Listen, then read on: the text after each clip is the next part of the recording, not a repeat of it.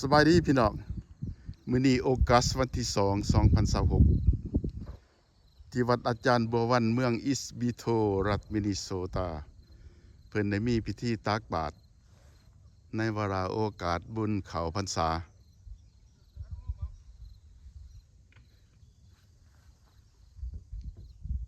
มื้อนี้อากาศดีบ่มีเมฆหมอกเลย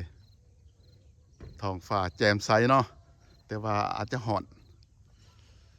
ประมาณ80กว่าดีกรีมื้อนี้อันนี้แม่นหาดละวง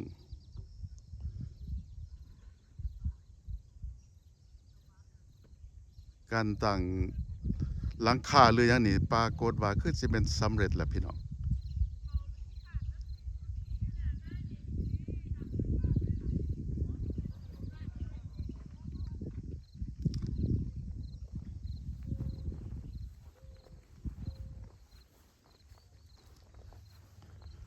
อยู่ทางเขาเพิ่นก็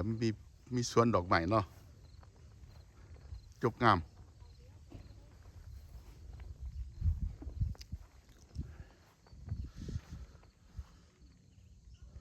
บ่ทันได้ถามทางคณะกรรมการหรือวอลงเตียเพิ่นว่าสำเร็จแล้วบ่หรือว่ายังอยู่เนาะอาจจะยังพี่น้องเพราะว่าบ่อนวงดนตรีอยู่อย่างนี้อาจจะ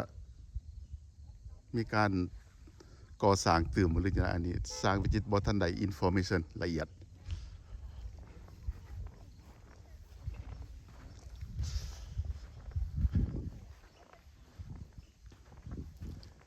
แต่เพิ่นฝังเสาหลังคาขึ้นมานี่แปลว่าห่างจากบ่อนเพิ่นปูซีเมนต์นี่ประมาณ1 เมตร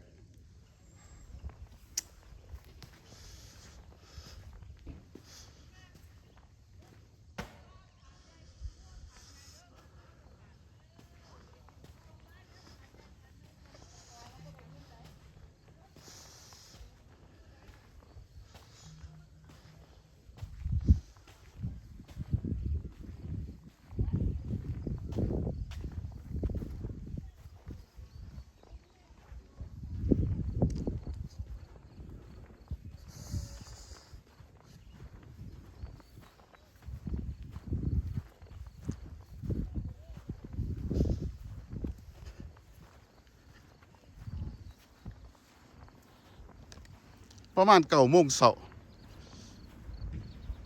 คนกำลังมา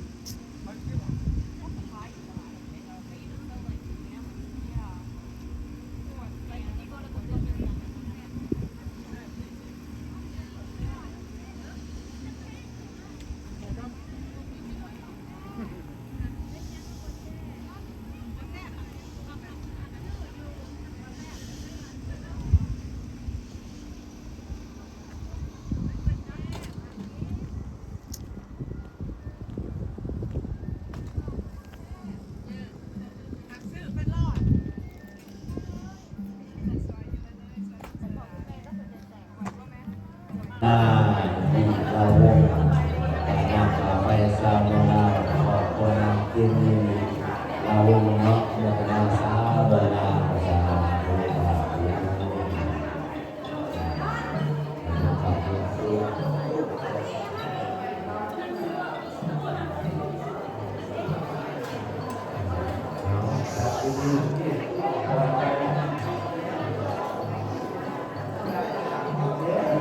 อาภา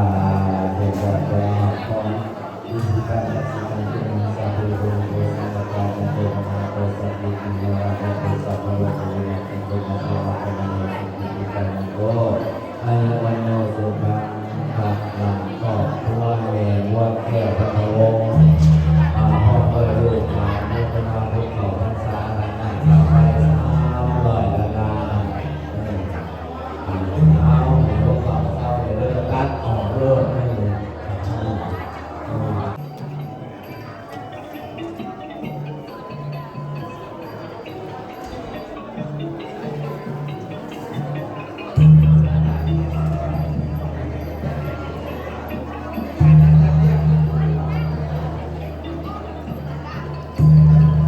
ขอบตัวแม่คุณแม่คุณนี่เทศเหรอ พี่ที่ทำบุญตักบาตร สีพัฒนา ในวาระโอกาสบุญเขาพรรษาที่วัดอาจารย์ประวันเมืองอีสต์บิโทรัฐมินนิโซตาพี่น้องเอฟซีมื้อนี้โอกาสวันที่2 2026ขอบตัวแม่คุณตอน บรรยากาศภายในหอแจกพี่น้องประชาชนเฮาเนาะกำลังหลั่งไหลเข้ามา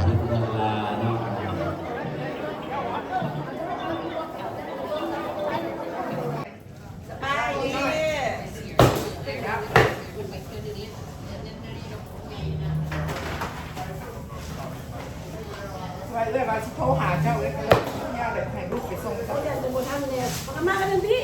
เออ แล้วเราบอกมันพี่ เออ มันเป็นบ้านของที่มาเยอะไว้แล้วก็มา เออ ส่วนบ้านก็เดือน ตาธรรมโมรามังนามัสสามิอิมินาสกาเลนะสังสังฆังอภิปุสยามะสุปฏิปันโนภะคะวะโตสาวกสังโฆสังฆังนามามิ นะโมตัสสะภะคะวะโตอะระหะโตสัมมาสัมพุทธัสสะนะโมตัสสะภะคะวะโตอะระหะโตสัมมาสัมพุทธัสสะนะโมตัสสะภะคะวะโต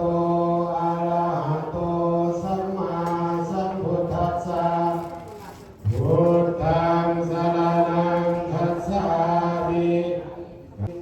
ปานิยัมปิธัมมังสรณังคัจฉามิปานิยัมปิสังฆังสรณังคัจฉามิอุกาสวันตามิพันเตเกติยังสัพพังสัพพะ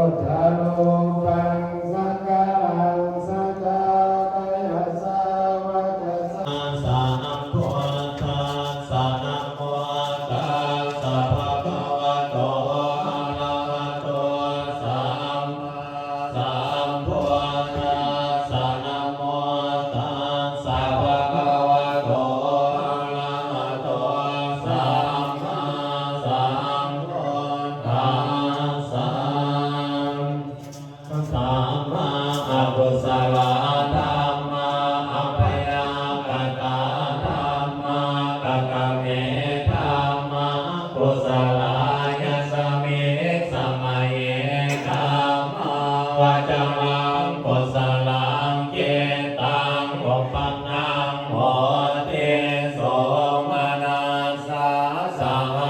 กตังญาณสัมปัญโยตังโล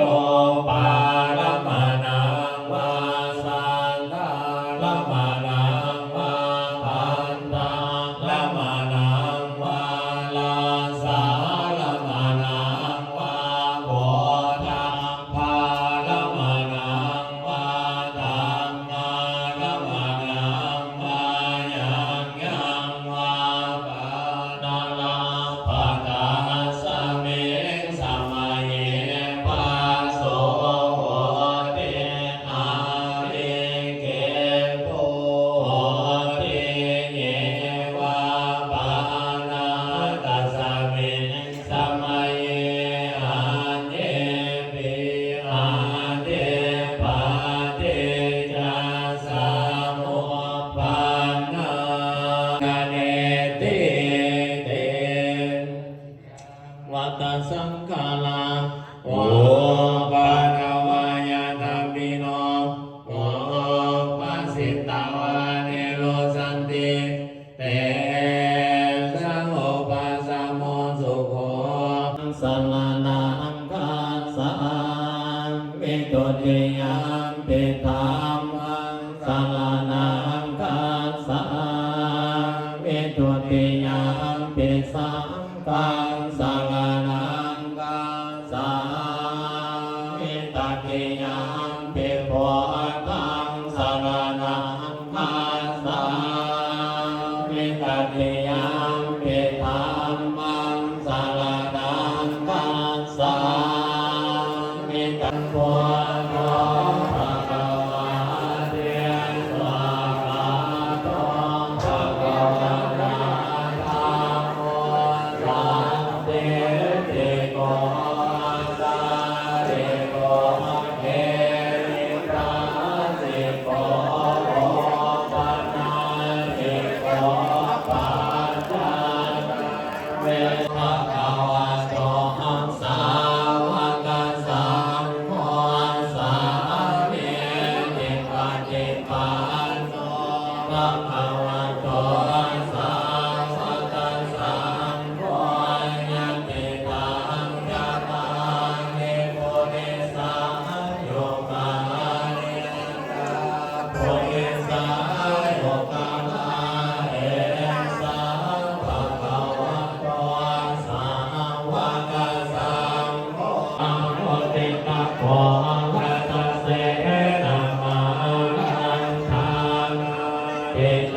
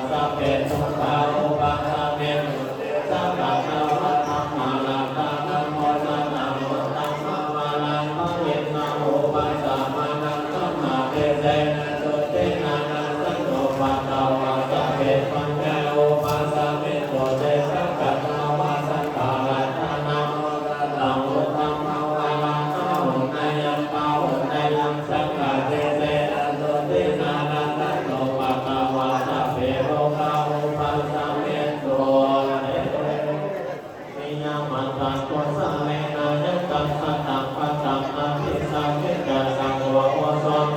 โอโสตัสสุภะโตระเนจันตุเรวะสันติอาวิตุเรปุตตาวัสวาสะเปสัตตาภาวัตโตสุขิตัสสะนาปังโรปังเนสุเปตานามิมันเนตากะหาเจนังกิเนปายานาปะเตกะสัญญานัญญอัญญสาตุคามิสัญญานังกัญญตานิญังพุทธังอายุสาเอกะพุทธะอนุราเกเมตตาภุเตสุมาณาสัพพะวานิอัปปะเอวานังเมตตัสสะภะโลกัสสะมิสัพพะวะเยอะสัมมาลาตังสัพพะลาตังละตานังอนุภาเวนะจัตโตราสิเตสาสัตตัมมะกัสสะรูปะเวนะปิตากัจจญารูปะ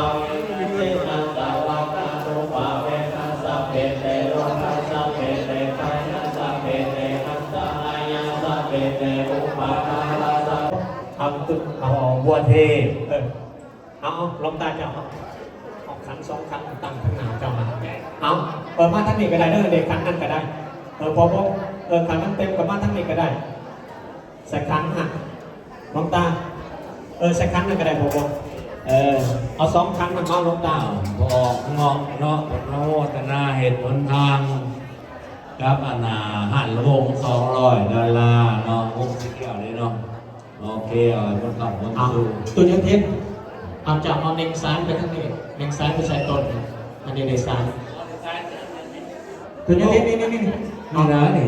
นาเอรุญญังวาโสโมวาญาวัญญาปะเนเทวานานาคังเปตานามาทายาเอวะเอตันเตยัญญาโยอายัญญาโคตักขินาทินาสังฆเมสุปาเตติตังอิกะระตังอิตายาสัทธานาโสอุปกัมปันติโสยันติตัมโมจานายังเนตัสสิโตเปตานาโมสัจจกัตตังอุลลัง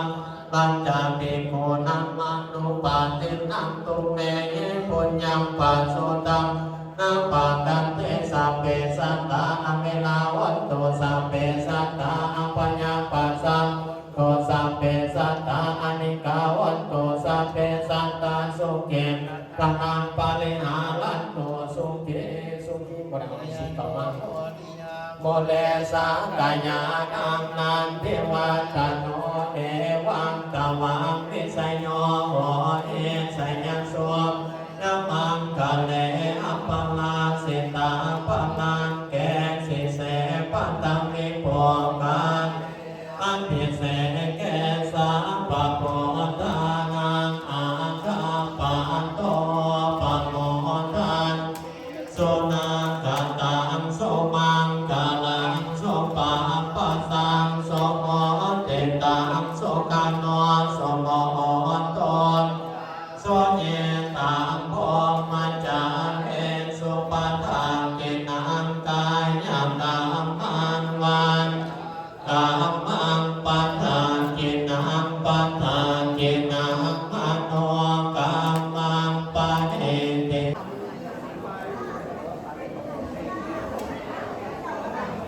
พิธีทำบุญตักบาตรในวาระโอกาสบุญเขาพรรษาที่วัดจันทร์บัววันเมืองอีสต์บิโทรัฐมินนิโซตามินิโอกัสวันที่2026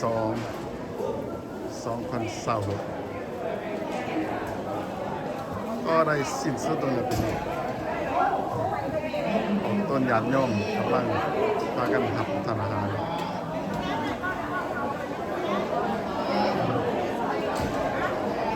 ขอความสุขกายสบายใจจงมีแก่พี่น้องที่เขามาหับสมซองสร้างจิตวิจิตเดอะเมคานิกสบายดี